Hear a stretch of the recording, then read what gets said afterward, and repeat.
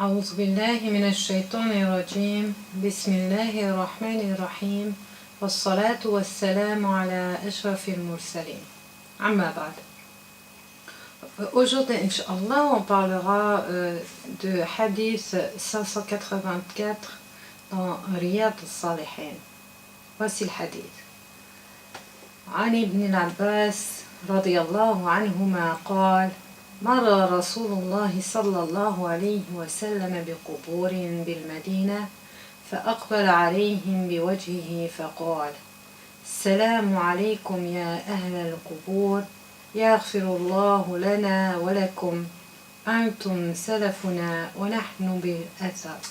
رواه الترمذي.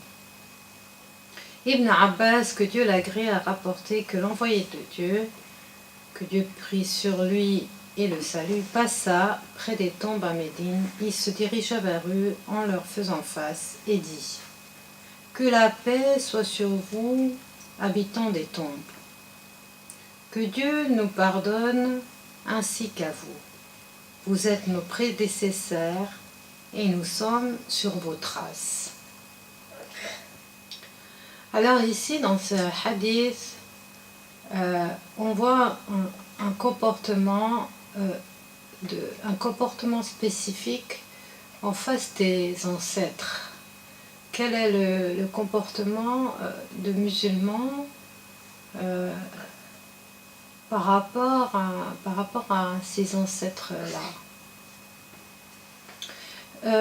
Si on imagine qu'on est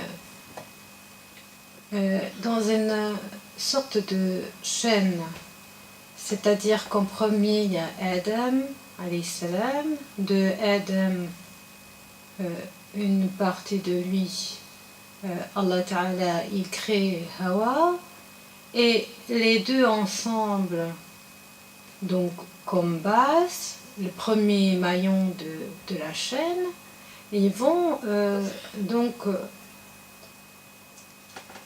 de ces deux personnes va commencer la chaîne des êtres humains. Ils auront leurs enfants, et les enfants de leurs enfants, et les enfants de leurs enfants, etc.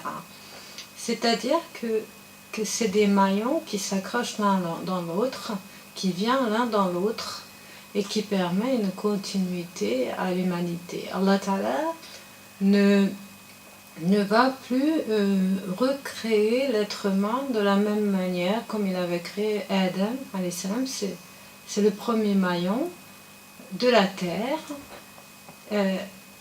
Deuxième partie, donc une partie de ce maillon devient la femme, et après cela, ça se perpétue dans l'union de l'homme avec sa partie qui est la femme.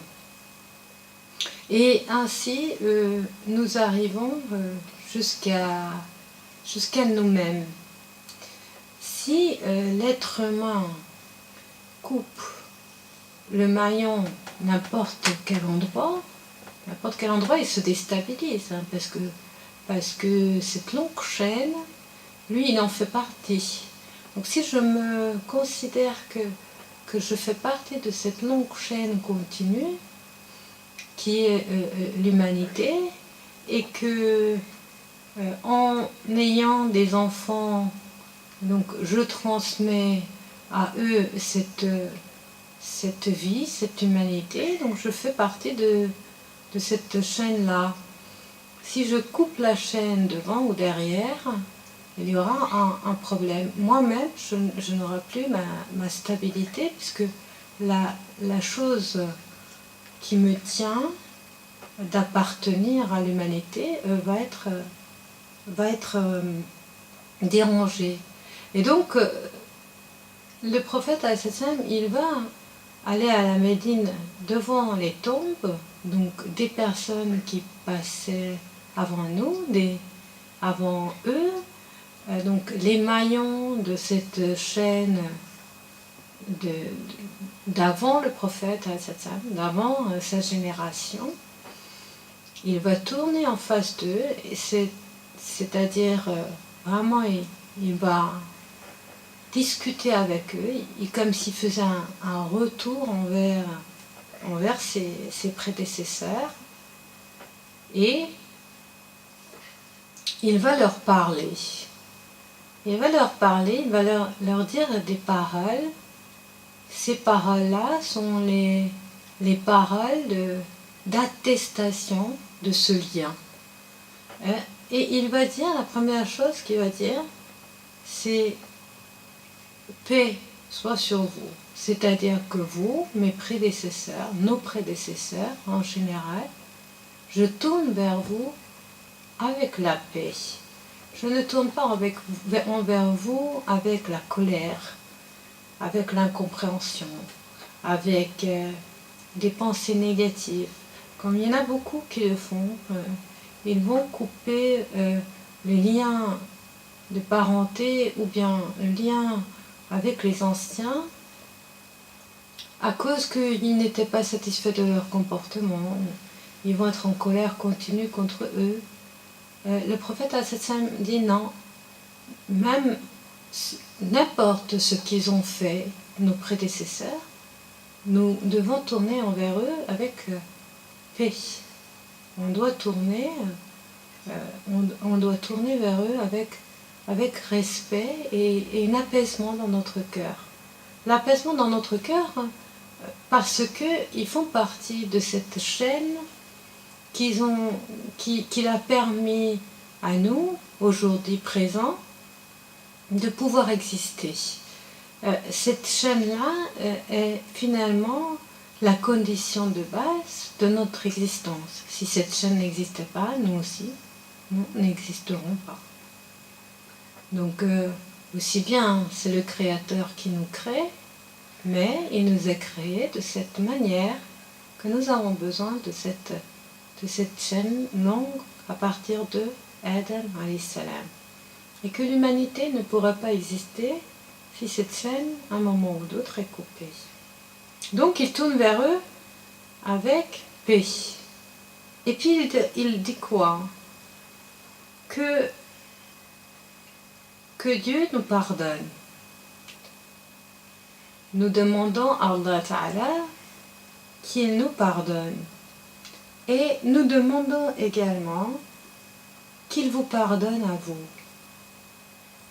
Nous savons, le fait de demander d'abord pardon pour soi, c'est-à-dire que, qu'est-ce qu'il communique à travers ça? Le prophète dit, nous demandons pardon à Allah Ta'ala, nous, notre génération actuelle, commet des erreurs. Nous commettons des fautes. Nous ne sommes pas parfaits. Nous ne regardons pas nous-mêmes comme une perfection extraordinaire et ceux qui nous ont précédés qui sont des fautes. Hein? Et nous ne regardons pas non plus ceux qui étaient avant nous comme des parfaits et des exemples à suivre aveuglément, hein? Mais comme des gens qui avaient des idées bonnes, des choses vraies et des choses fausses. Donc, il dit, nous demandons pardon à nous et à vous aussi. Ainsi, il reconnaît que nous sommes une génération actuelle qui ont des erreurs et vous êtes une génération qui ont aussi des erreurs. Ça veut dire quoi? C'est notre relation avec cette chaîne qui passe avant, c'est de dire, oui, sans eux, nous n'existerons pas. Mais ce n'est pas une raison d'accepter de votre part, nos prédécesseurs, tout ce que vous avez dit, tout ce que vous avez fait, parce que vous êtes des êtres humains comme nous, vous avez commis des erreurs comme nous, et autant qu'on n'est pas en colère contre vous, on n'est pas déçu de vos erreurs, parce que peut-être bien nous n'en avons plus que vous. Mais nous n'acceptons pas tout ce que vous dites et vous faites au nom de liens, de parenté, et donc on est on a à vivre notre vie. C'est-à-dire, qu'est-ce que ça veut dire tout cela? Ça veut dire que nous avons un regard sur nos ancêtres clair. Ça veut dire que ces ancêtres-là, on les aime parce qu'ils nous ont apporté la vie.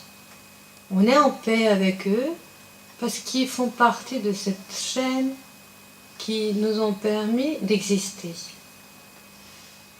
Et nous sommes aussi prêts de vivre notre vie librement en fonction de nous-mêmes et nous ne désirons pas d'être copie de ceux qui ont vécu auparavant, puisque nous savons que la chaîne de vie ne peut continuer que si on est soi.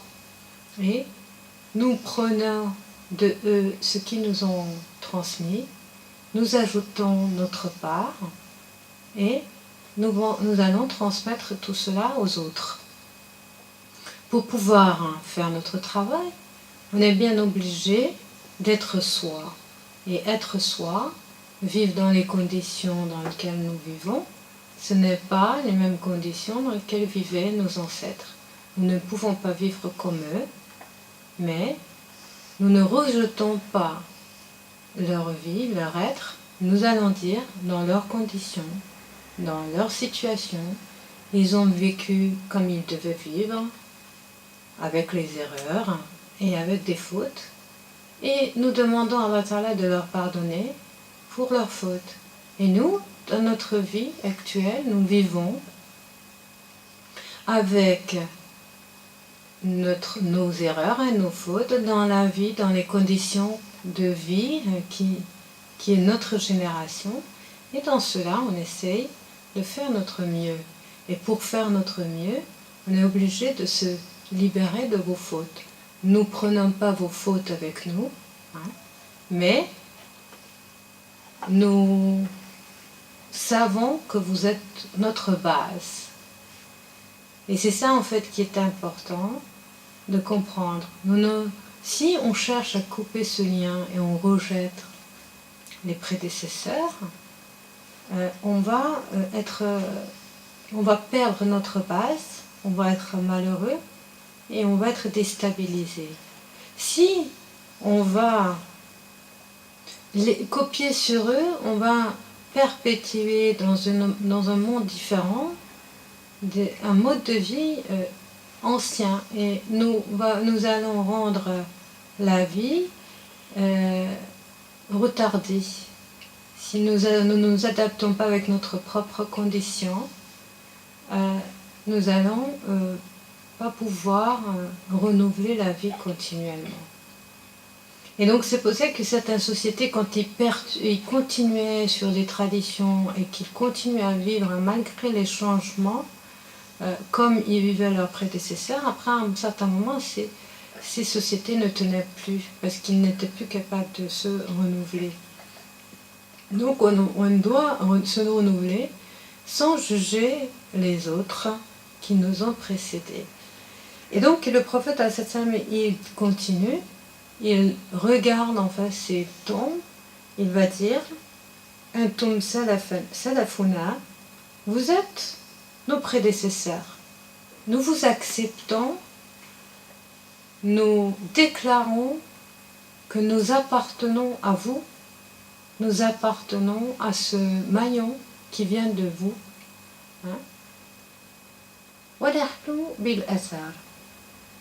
Et nous sommes sur vos traces.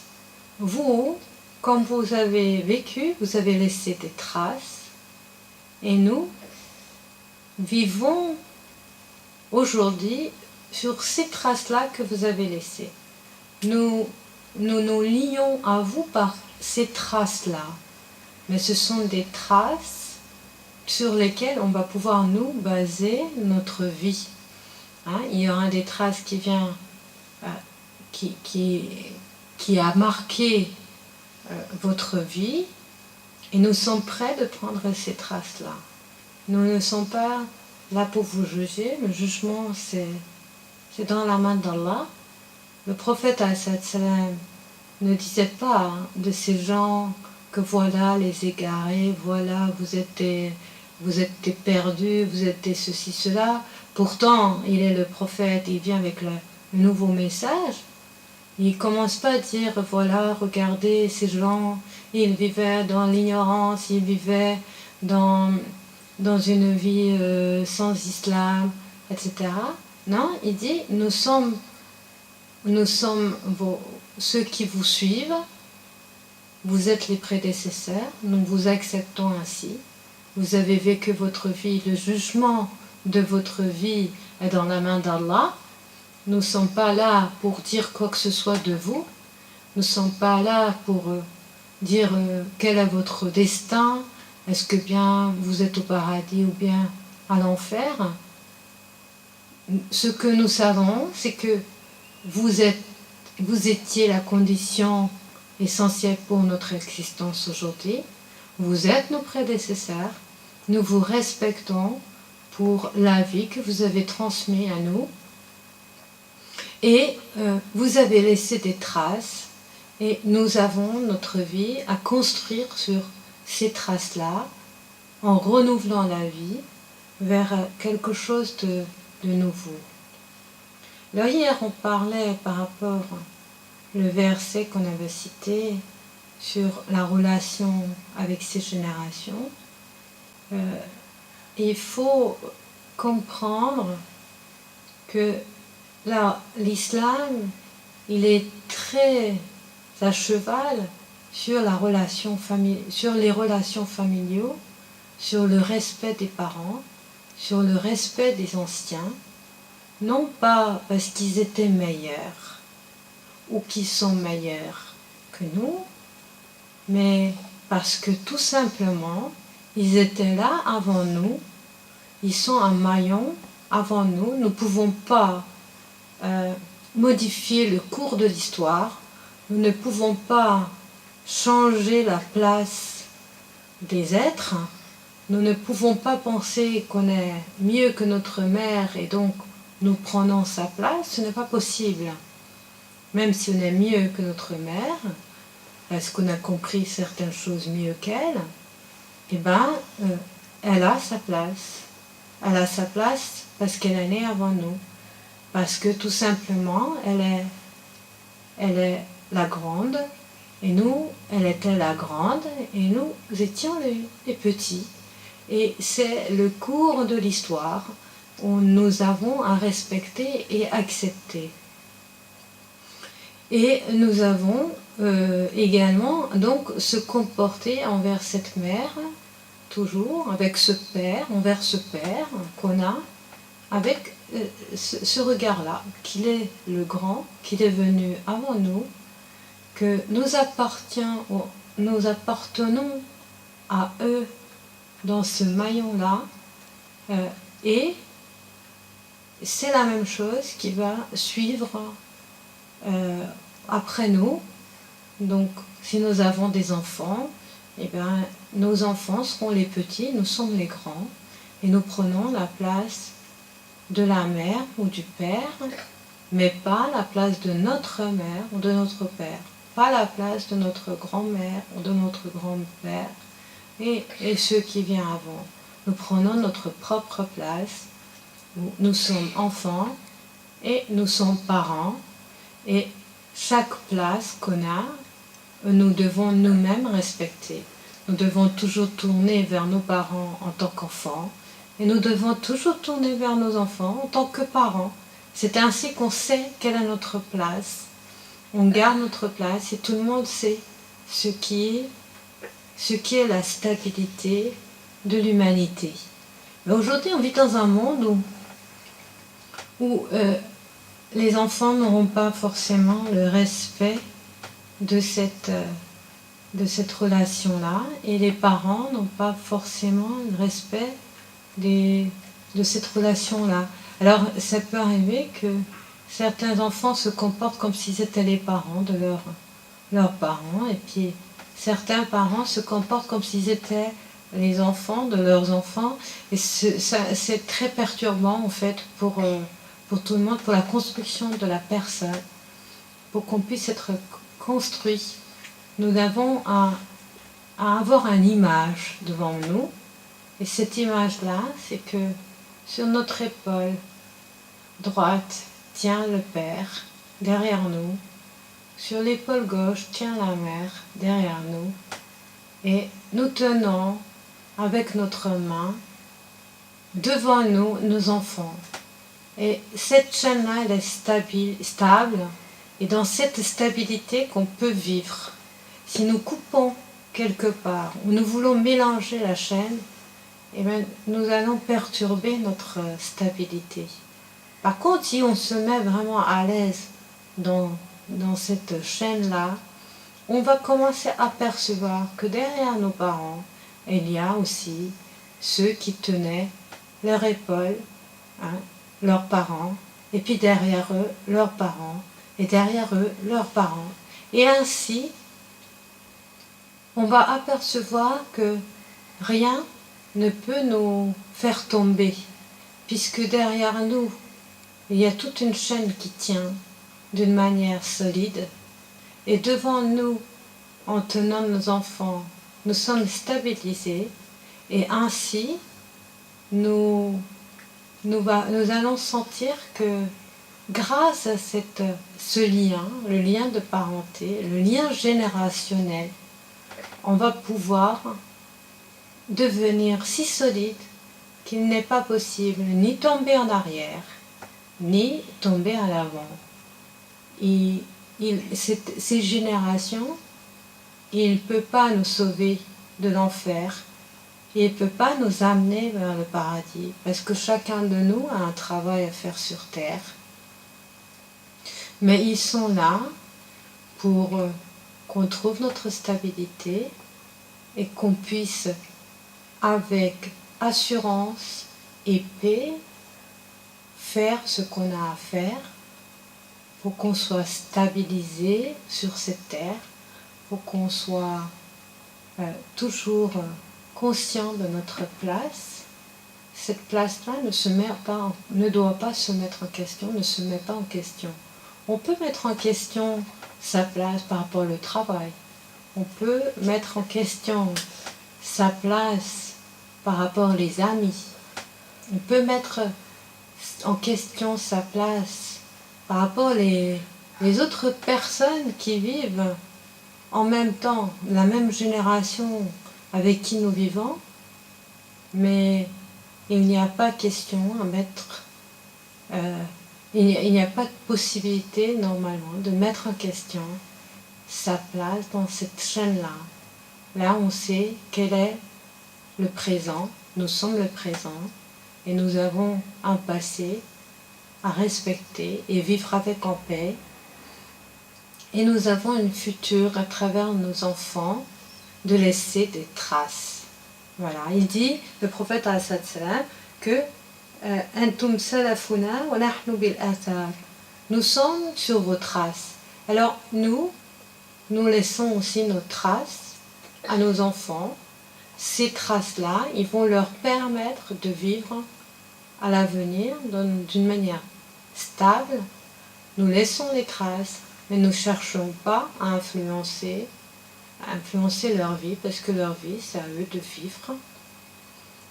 Mais malgré que leur vie, c'est à eux de vivre, nous les tenons toujours derrière eux pour qu'ils ne tombent jamais en arrière. Et c'est pour cela qu'il y a beaucoup de hadiths qui vont encourager les liens de parenté, même si le comportement de la personne n'est pas tout à fait comme il faut. Ces liens de parenté ils vont être encouragés par le prophète sallam pour essentiellement et en premier pour nous, pour qu'on se sente vraiment toujours dans cette stabilité générationnelle. Espérons, Inch'Allah, qu'on arrive à se sentir membre complet et stable, membre d'une valeur très importante de cette chaîne-là, et demandons à Allah Ta'ala qu'il nous pardonne pour nos erreurs, et à tous ceux qui nous ont précédés, pour que ceux qui suivent après nous auront aussi, pour que ceux qui suivent après nous, espérons, auront le même comportement envers nous, et c'est ainsi que des générations pourront vivre en paix l'un avec l'autre, parce qu'aujourd'hui notre monde n'est pas que de la déstabilisation totale de chacun de nous, mais aussi de ces maillons-là qui manquent beaucoup de respect. Et donc espérons que, en se basant sur cette religion qui nous encourage dans cette solidité, nous retrouvons et nous aidons à ceux qui ont perdu ce lien de le retrouver, pour que l'humanité puisse vivre en paix dans le passé, avec son passé et avec son futur, Inch'Allah. أقول قولي هذا وأستغفر لي ولكم وسبحان ربك رب العزة عما يصفون وسلام على المرسلين والحمد لله رب العالمين.